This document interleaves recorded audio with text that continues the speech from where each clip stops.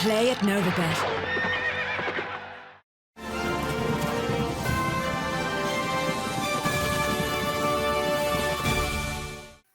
Hello and a warm welcome to another edition of the Irish Angle in association with Novabet. I've Emma, Nagle and Johnny Ward here, and we're going to go through everything from the last week. Emma, Johnny, welcome to the show. Hi, Vinny. Thanks, Vincent. Now, start off with, first of all, best wishes go out to Alice Proctor, an amateur rider in the UK who took a terrible fall yesterday at Curragh. I believe she had an operation this morning for back injuries. We wish her the very, very best after that. It's a tough sport, Em, isn't it? Yeah, I know, a tough knock to get, and hopefully she'll make a speedy recovery. I didn't actually see the fall now, but yeah, it doesn't sound great. But yeah, best wishes go to her, and thinking of her, I suppose. Yeah, good to see that there was an air ambulance brought her to the hospital as well. So they did the very best by her, it sounds. So hopefully she gets the best result out of it too. Look, moving on, we'll go back into last week. I'm going to start off in chronological order to some extent. Big incident last Wednesday in Killarney. A horse called Green Triangle, ridden by Wayne Hassett. Most people will have seen this. The horse was clear in a 2-year-old maiden, trained by Joseph O'Brien, when it ran out through the rail. What did you make of this one, Johnny? It was extraordinary, Vinny. I was trying to recall after the race, had I seen something like that, or could I remember seeing an incident like that? And I suppose at this stage you're nearly tuned into what happened on the betting exchanges. Like, the betting exchanges have lost a lot of their relevance in the last few years in terms of liquidity and all that. But it was no surprise that I think the winner was matched at 999 to 1. It was really extraordinary, and the horse actually it was almost a dead heat as he was passing the line the other side of the rail. I was kind of looking at him. Would he have won the race? If they allowed him to kind of keep going the other side of the rail? It was extraordinary. And you think of the old days when the railing was not plastic, like what this would have meant. And Wayne could have been quite nasty for Wayne. I really can't for the life of me think what he could have done about it. It was just one of these extraordinary incidents. He's a really, really good young rider. The horse was going to win very, very easily in the race. It was extraordinary stuff. But I suppose it could have been worse, and the races aren't the end of, it's not the end of the world if a race is lost. But obviously, if you back the horse, you'll feel hard done by. Yeah, I know some of the bookmakers gave back money on it. But even at that, the other thing with this was look, Wayne Hassett, he's a very, very promising apprentice jockey. He's doing extremely well, and I'm sure he'll make the grade long term. He looks like he really has a future in the game. But did he make a mistake here, hitting that horse with 50 yards to run when the horse was clear? He'd hit the horse earlier in the straight, and when he'd hit it with his right hand, the horse jinked left, possibly touched the rail, but definitely jinked on him. You would think when you're 4 lengths clear with only a matter of yards to run, you'd put the stick down. Do you think he's culpable in some way here, Emma? I presume he'll learn from his mistake if he is. Look, he's only, I think he's 18 years old, Wayne, and like Johnny said, he's definitely one of the rising stars of the wing. And look, maybe an experienced jockey might have put the stick down, but I think it's hard to put too much blame on him, to be honest. I saw just some awful stuff on social media. I suppose punters, look, they've right to be upset with the result and all that, but I wouldn't be putting blame on Wayne, really. Like, I mean, he was on the rail. You'd never expect a horse to go out through the rail for a flick of the stick. I know he kind of bumped into it a bit earlier on, but look, I suppose riding a winner in those colours for Joseph O'Brien, maybe he was getting a bit too excited and just picked up the stick. I couldn't put too much blame on him. I know he probably had the race won at that stage anyway, but look, he's only a very, very young man. I'm sure he'll learn from the experience as well. But yeah, it was something kind of really out of the ordinary. Like, you wouldn't see it too often. Like Johnny said, I don't think I've ever seen it, and it could have been really, really nasty. He was lucky that the 3 or 4 horses that were coming in behind had just gone past when he got back in through the rail, because if he came back out on top of them, it could have been a really, really nasty incident. So we're kind of lucky that no injuries came out of it anyway, because yeah, it was really extraordinary, I suppose. Yeah, that's the main thing. No harm done, I suppose. A few quid lost, but sure, that's about it. All right, we'll move on. Thursday, Leopardstown. We posted a picture on social media that was sent to me on Thursday, about an hour before racing, which showed only 13 bookmakers in the betting ring at Leopardstown for a big meeting on a Thursday evening. Well, big meeting in the sense these Bulmers live meetings have been big for the last few years. It's a bad sign, Johnny, this. Is it 13 bookmakers turning up? Like, they tend to be the canary in the mine here. If the bookmakers aren't willing to go, why are the bookmaker or the punters going to go, is the bottom line?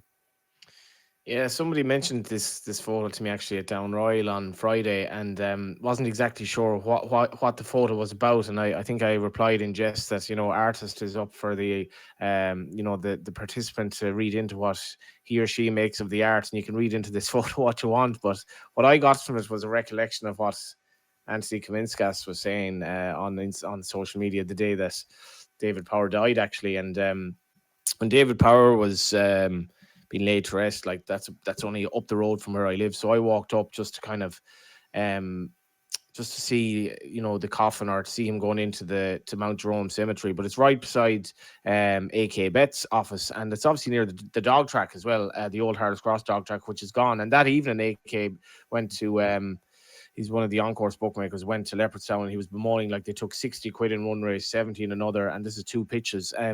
If it's 35 quid in, I think you were saying this to me before, if it's 35 quid in, that's no incentive at all for a race score. The race score might have no interest in the band afterwards. I'm actually really sad about this, because my early memories of going racing involved when I was in college, going to the summer evening meetings at Leopardstown. And if my recollection is right, the meeting would start at 6 and finish around 9. So it was kind of it was easier to get in after work. Now, because of in fairness, for good reasons, I suppose, on paper they've started moving race times a lot earlier. But it's very expensive, and so many people have gotten out of the habit of going racing. Leopardstown really need to address this, because the betting ring at Leopardstown has become so dead in the summer meetings. And to be fair, maybe I'm culpable as well. I haven't been racing Leopardstown yet this summer, and I go racing more so now when I'm working, and maybe there's just so much racing on, I don't have the incentive to go anymore. And I think an awful lot of people are in that bracket, but it's disappointing. Like, the betting ring is part of the whole attraction, really, or was part of the whole attraction of going racing. And now you're going in, and this is a point AK made before, which stuck with me. Like, if you go racing and this is your experience where there's no one there and it's lifeless, you're not going to go again, and that's a problem. Yeah, well, look, just from a bookmaker point of view, you can see why they're not turning up in numbers. They have to pay 5 times the entry fee for starters, plus pay staff, plus hire of boards, plus they've fuel and other toll charges on motorways and everything else to get there. So it's an expensive enough day for them just to turn up. Probably costs a bookmaker somewhere in the region about 500 quid at Leopardstown to turn up on Thursday before they take a single bet. And they could actually lose. That's the other side of it. But even if they are taking bets and winning, if you're only taking 60, 70 euro a race, you're hardly going to even break even if nobody backs a winner. What do you think of this, Emma? Look, 35 quid into Leopardstown. It looks like what's ending up happening here is they're expecting the people paying in to pay for the band, the cost of them getting the band in place, which was Lyra, was the artist who performed last Thursday. But we've got Nace on this Wednesday. Nace is one of their barbecue evenings on a Wednesday even. Get a great crowd for it. They've a 55 euro barbecue package, which is already sold out, which includes a table for the day, plus your barbecue, dessert, and whatever, and a race card. But just looking at it, it's 15 quid in if you don't want any extras. It's 35 quid in, which is the same price as Leopardstown, but you get a 5 euro bet, you get a 5 euro drink, and a 10 euro food voucher plus your race card. It's a lot better value, it seems to me, anyway. Yeah, look, 35 euro for a midweek fixture. Look, I suppose you can feel what the race course are trying to do, I suppose, trying to attract a different crowd. But for a midweek fixture there, you're probably going to alienate a lot of the punters who would have been going ordinarily. You're not going to pay 35 euro to go in and see kind of a quiet meeting in Leopardstown. And like Johnny said, then that's going to alienate the bookmakers even more, because the crowd that are going to go see Lyra aren't going to put an awful lot of money into the bookmakers. That's, as you'd imagine, to be small bets here and there if they're going to back it all. So yeah, it's a funny one. I was actually in Killarney the same day, and like the vibe and atmosphere down there now, I know it's a different thing altogether. Killarney's scenic track where you kind of have fun summer racing, but they kept it so simple down there. I think there was a bit of entertainment between the races. There was a woman walking around playing the violin between the crowd, and everyone just loved it. I think, like you said, Nace as well, keeping it simple, just kind of keeping the horses the main attraction, keeping it cheap for the race scores, and making sure they have a good time is kind of the main thing. I'm not a big I would never go racing to see a band afterwards, really. I know some people would be attracted by that, but yeah, I'm not sure. It's kind of something that's been up for a bit for a long time. But yeah, I think the pricing of Leopardstown on Thursday probably put an awful lot of people off, and yeah, it's probably not the way to go forward. I'd say if you're going to try and get people to keep coming back racing, because like you said, even maybe the few new race goers that went to go see Lyra, if it's dead around the tracks, although they might enjoy the bend afterwards, they probably wouldn't be rushing back to Leopardstown again. Yeah, fair enough. Anyway, we'll move on. Saturday and Sunday at the Curragh. Big weekend we had. And they got a good crowd there Saturday by all accounts as well. What was interesting here was a few interesting things. The first one, just mention it. I don't know where we go with it, but Luke Comer, he had 2 runners in a race they were sponsoring. His Comer group were sponsoring, and they were run under the training license of Luke W. Comer, because obviously Luke Sr. Has been suspended for 3 years from training over his steroid abuse case. So we've Luke W. Comer, who's on a restricted license. He's only allowed to have, I think, 4 national hunt horses, 4 flat horses in training at any one time. So he ran, 2 of his fathers ran in the race. What do you make of this, Johnny? Is this a sign that maybe they'll try and do something? Luke will stay in training with his horse, or stay in racing with all of his horses, because we reckon he's about 100 horses in training.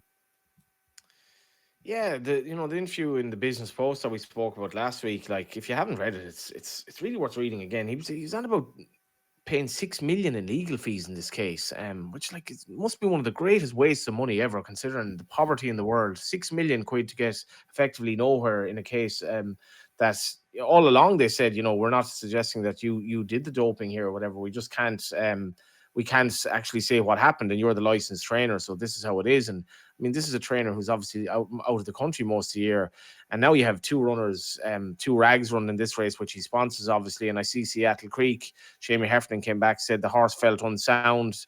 The vet said horse had abrasions on his nose and lips with a small amount of blood and was slightly lame. A 200-to-1 shot running for a young trainer who himself has a colourful history. I just don't know where this is going now, and he's talking about potentially coming out of the game of racing, but the operation needs to be run in a different manner, because I can't blame the IHRB for the amount of horses that were found to be positive. What was the IHRB supposed to do?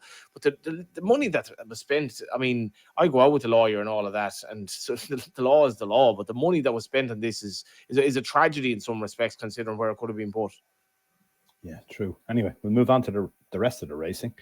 There we had 5 group races, including a Group 1 Classic, and 4 of them were won by English trainers. That's a sign of times to come. Johnny, you've been on about this already earlier in the year, about how the Irish are playing catch up somewhat, but though having said that, Aidan O'Brien turned a bit of a corner, and so did Dunica and a few others with winning big races in the UK. But overall, they're coming over here, and it's like shelling peas for these UK trainers this season at the Curragh. What do you make of it, Emma? Yeah, they're having a great time of it. And I suppose the Oaks filly, kind of the highlight of them at the weekend, Carl Burke in particular, likes the target here. And believing, brilliant winner for the English. Yeah, they're having a great time, and I suppose we like to see them coming. We kind of say it all the way through the winter. Why aren't they coming over? And I suppose we can't really complain about them then when they come over in the summertime and win the flat races. But I thought the Oaks was definitely a highlight of the weekend. I'm not sure is Hector Crouch getting the credit he deserves either for the win. I think, like, turning in the back straight, you watched him, and Purple Lily, You Got to Me, and Content, Ryan Moore, they're all kind of in a line nearly down the rail, and Hector Crouch makes the first move, and it's kind of the nullifying move for his 2 biggest rivals in the end. He's able to keep Biddy Lee in for those kind of few vital strides, is what it looked like when they're coming up the straight. It looked like they were going to fight it out. He also was able to keep Content in behind. People might be saying, why didn't Content go a bit earlier? But Hector got out there first and kind of kept him boxed in behind. She came flying home. I thought it was a brilliant race. Loads of stories in there, but I think the filly kind of deserved her day in the sun as well. And yeah, look, no complaints about the English coming over winning the big races, because they add to the excitement definitely as well. It would be fairly boring if we're seeing the same people winning the same races every weekend. Yeah, they add to the quality of racing. So yeah, it's good to see it, I think. Yeah, Hector Crouch, that didn't go according to plan there. He was supposed to make the running again like it has every other day, but tongue strap probably helped as well, I'd say, to settle the mare in. What did you make of that, Johnny? It was a cracking race, to be honest with you. It was a cracking race, yeah, and like not a cracking Oaks by any stretch. 103 beating 109, beating 103, but there was certainly a lot going on, and even the gamble on Caught You Looking, 22s on course into 7s, 15-2. Like, where did that come from? And whoever planned that, it was left to the show price, which was interesting. I spoke to Noel Mead on Friday, and he was kind of relatively hopeful that she'd run well, but I don't think he was he was confident necessarily after Epsom, obviously, because she didn't really seem to stay at Epsom. So there was that aspect to it. Content, was the right pick by Ryan Moore. It was actually quite a good winner if you take out You Got to Me. I thought Hanelia didn't run too badly as well, stepping up and trip, but it was a cracking race. In terms of the British trainers coming over here, I think it's just a sign of where we're at the moment. There are a lot of good kind of prizes and races to be targeted here, where there isn't necessarily that much strength and depth in Irish flat racing at the moment, particularly in this kind of post Galileo world. And you can see that particularly in the sprint races, it just makes sense for them to come over and target these races left, right, and centre. It's not that hard to get over here, and it's making our racing more competitive as well, whether you like it or not. Yeah, one other race from the Curragh worth mentioning is Tower of London. I don't know where that came from, absolutely from the clouds. But just in that Vauban as well, who probably still a Melbourne Cup contender. What did you make of that race, Emma? Yeah, it was wild. I'd say it was a good interview with Ryan afterwards, and was it Andy Mack asked him was he worried at all during the race, and he said he was worried to get there too early. And it's really tongue in cheek, I'd say. No, it was a good performance by the winner to ride him down, because I thought the front runner was gone. I didn't think there was any chance they were going to catch him. I suppose Vauban was a bit disappointing on the day. And maybe Woody's Fiddy in the Oaks disappointed slightly, although she still ran a good race now for a maiden coming into it. But hopes were fairly high for her. But yeah, Vauban, he hasn't really been fully firing. I suppose he ran a good race in Ascot. I suppose just didn't say it out. Maybe that left its effect on him a small bit. Going that Gold Cup distance and having to come back here. Maybe he just wasn't fully firing on the day. But yeah, Tower of London, brilliant winner. That race, Vinny, was I thought that was extraordinary to watch, like absolutely extraordinary to watch. And one of the first things that came into my head, Amazon, but I'm not really on social media at all. We've a football podcast that I have to do stuff with it, and I try to avoid X. I think it's an absolute cesspit really at the moment. And especially, I didn't know that Wayne Hassett was getting abused, but the first thing that came into my head was here: how much abuse would Ryan Moore have gotten if this horse was beaten a short head and neck? And I was looking at him, I was like, this is the most extraordinary judgment. And the horse ended up winning by a length and a quarter, but like it definitely looked improbable anyway. And I know you have to ride your own horse in the race, and this was an extraordinary race to watch. And Vauban couldn't go by him at all. But this was an absolutely masterful ride. Like the judgment to wait. Hope, there was obviously a little bit of hope in it, but it was extraordinary to watch. This is the sort of thing. Imagine if you drone footage of this race, what it would have looked like. Would the drone even have been able to get the three horses in the one picture? They were that far apart. It was an amazing ride by Ryan Moore, but I'm sure there weren't that many people praising it on X because they'd prefer to take him down. Well, personally, I would say it was a little bit more luck than good judgment somehow, because I thought he was beat. I'd say he thought himself he was beat with a furlong to run, but he got there in the end. What do you do though, Vinny? This is the thing. Yeah, well, look, that's the thing, isn't it? It's all about opinions, and Aidan O'Brien and Coolmore think he's the best in the world, and they're probably right. And days like that certainly cement that opinion. Anyway, we'll move on to one other thing from last week. Tony Martin. We know his license is currently withdrawn or suspended, but there was an incident in Newcastle last month where he had a winner, big winner with Holly Doyle on it, and he was seen involved in the celebrations there. And he was supposed to, we heard afterwards that Holly Doyle had said that he gave her the riding instructions for how to ride the horse in the race. So the bottom line is there was a referral hearing over this last week, or the result of it came out last week, where he was slapped with another 2-month suspension of his license and fined $5,000. The questions here for the two of you are, first one, did he break a rule by attending the races when he was suspended? I don't actually think he did. I think the trainer is allowed to attend race meetings, even if he has his license withdrawn or during that period. And the other one is there any rule to say who can or cannot give riding instructions to a jockey riding in a race? I don't think there is. You often see owners giving riding instructions, or hear that they've given riding instructions. You also hear jockeys praising another jockey who'd ridden the horse previously, saying, oh yeah, so-and-so told me how to ride that horse today. If I held him up, he'd run better, and so on, all this sort of thing. What do you make of this, Emma? Yeah, look, I suppose it's kind of an optic thing, really, isn't it?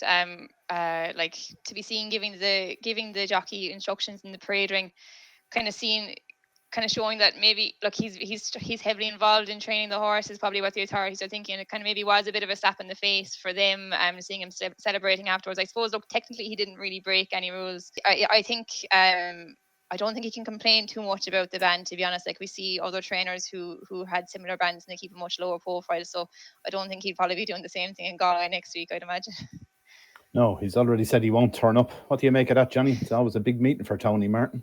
It'll be Mrs. C. O'Leary this year. Yeah, and as you say in your blog, sure. And I often think the Racing Post doesn't even explain this properly. I was when Gordon was replaced by Sleazy Foster. Every time I did a spotlight in the Racing Post, I said this trainer is replaced a suspended trainer, because trainer switch to me is a big issue if you want to back a horse. It's like, well, is he going to be improved or not? Whereas obviously with this, who's C. O'Leary and A. Martin? Like, sure, AJ Martin. There's no correspondence there. So I think it's worth explaining that this is the sister of the trainer, and you can draw your own conclusions from that. The IHRB alleged that he was in breach of rules 272(1) and 273(8) due to him appearing to act in a manner which was prejudicial to the integrity, proper conduct, or good reputation of horse racing. They've used this before. Yeah, like, I mean, I don't think Tony should have too many complaints here. And as you say, maybe he didn't break rules strictly speaking, but the optics were bad, and like this wasn't his first rodeo either. So I don't think he should have. Certainly, if he gave it, there's nothing to stop you instructing I'm sure they can't monitor the phones, or they can monitor what you say to the jockey regardless of what.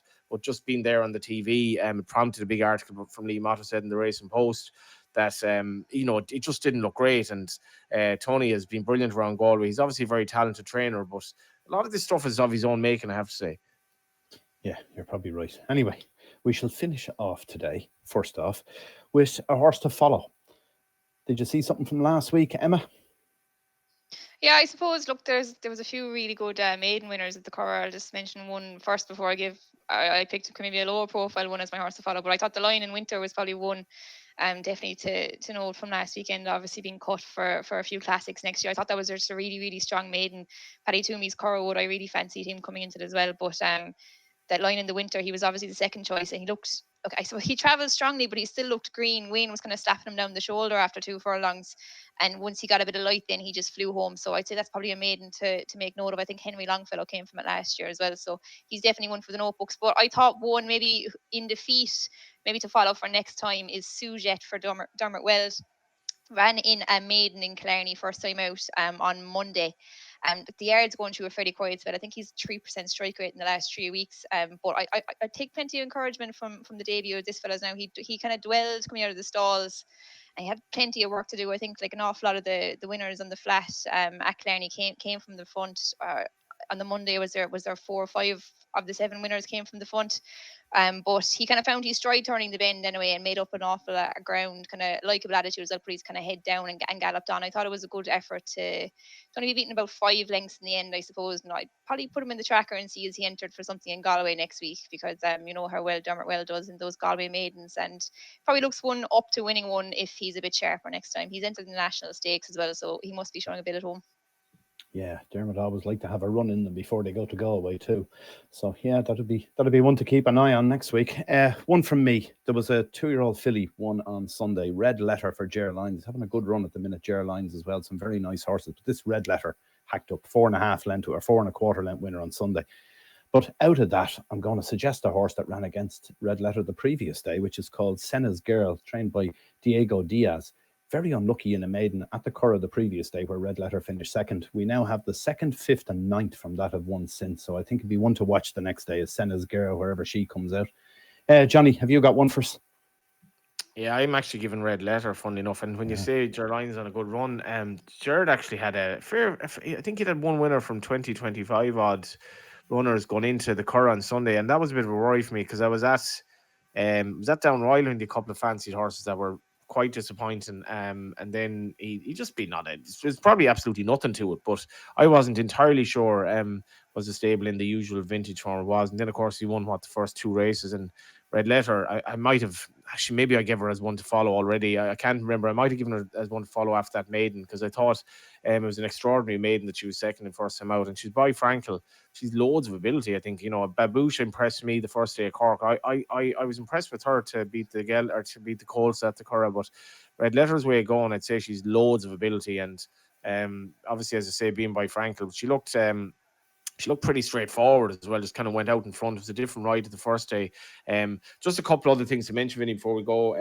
Just to mention Alex Egan having that winner at Down Royal. obviously Sandra Hughes' daughter, sister of David Egan. I thought she looked very stylish, and just my thoughts go out to the family of Neil McCluskey as well. It was very, very sad to hear that yesterday. I interviewed him once at the races. He's lovely, seemed a lovely fella, and very, very sad to hear the news of his passing yesterday. Yeah, very good. All right, just looking ahead to the rest of this week. MAU interviewed Oisin Murphy today. It'll be a show out tomorrow with that, his racing story. That should be fun. So keep an eye on that now. If you're subscribe to our channel and you'll get a notification about it. That's the first thing. And do gamble responsibly, of course. And later in the week, we've got some big racing coming next Saturday. We've got the King George VI and Queen Elizabeth Stakes with Augustus Rodin out again at Ascot. So that'll be all previewed on our Form Scan show on Friday as well. So make sure to keep an eye out for that one. And thanks for watching, and we'll see you all again this time next week for something similar. Bye for now.